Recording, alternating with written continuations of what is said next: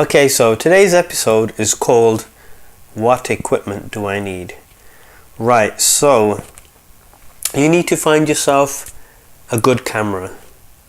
You need to find yourself a tripod, monopod, dollies, sliders, shoulder mounts if you want them or if you need them, but you definitely have to have a decent camera. 1080 would be the best option for you to use. No, I don't think anybody films in SD anymore. Definitely you need a tripod and a monopod. Those two guys will save your life. If you can get yourself a little action camera as well, you can place that anywhere and get some really good B-roll. B-roll is video footage from a secondary camera, capturing bits and pieces that you can insert into a video or insert over a video. You need to get yourself a shitload of batteries. That's one thing I would recommend, especially when you're out and about, and take your charger with you so you can charge while you're at a venue and have one battery on charge, one battery in the camera and one in your pocket.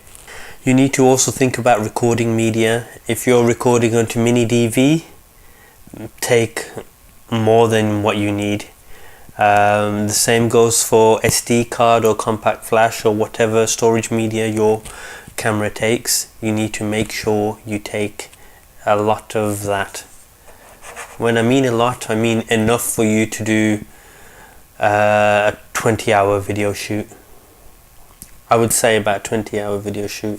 I've done a video which was 31 60-minute tapes long, so that's a lot of hours, a heck of a lot of hours, and that was one wedding across 2 days. Was it one day? It was across one day actually, yes. No, it wasn't. It was across 3 days, 2 evening events and 1 wedding day. And you also need to make sure you have a PC that's capable of video editing. Now, if you're planning to give it to somebody else to edit, you need to make sure they've got enough hard drive space, enough external hard drives even, enough backup media, because you want to be able to back those video files up, and obviously their computer, it needs to be powerful enough to work with HD files or 4K files or even SD files. I think most computers nowadays, any modern processor can handle. You also need to think about, are you going to use external mics? Now if you get a really good quality camcorder, and I don't mean like little handheld ones that your dad will bring out every Christmas, an actual decent semi-pro or pro video camera, you need to figure out if you're going to be using the onboard sound or are you going to use an external mic. You might want to use an external recorder as well, like I've got, and a lavalier microphone for speeches and other things like that. You need to think about, what do I want to achieve? Do I want to achieve the best quality possible? And if so, how am I going to achieve that?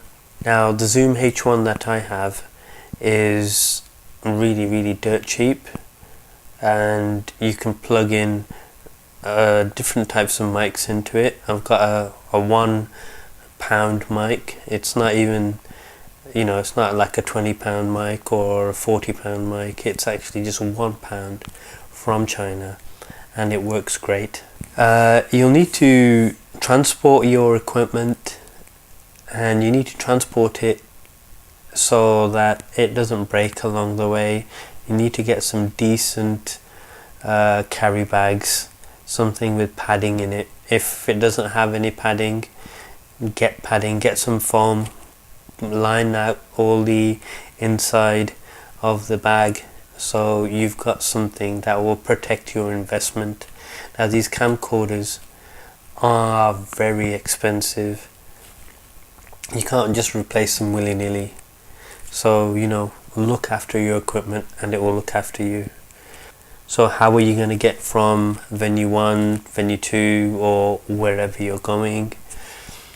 And if you don't drive, get somebody to drop you off or take you there, even jump in a taxi. There have been times when I've filmed a wedding video and I've had to jump in a taxi, go to the venue, and then get collected by a friend. You need a decent color printer that can print images onto a CD or a DVD. It just gives you that polished look afterwards, and we can discuss that in a later video. So what equipment do you need? I've just gone through all the little points, and I missed one out. One of them was accessories. You can look at getting accessories to make your life easier. These can be anything from extra lights like I've got here to handheld gimbals. There's a lot of things out there, so please take a look. And next you'll see a few slides of equipment that I think will be really good for a starter.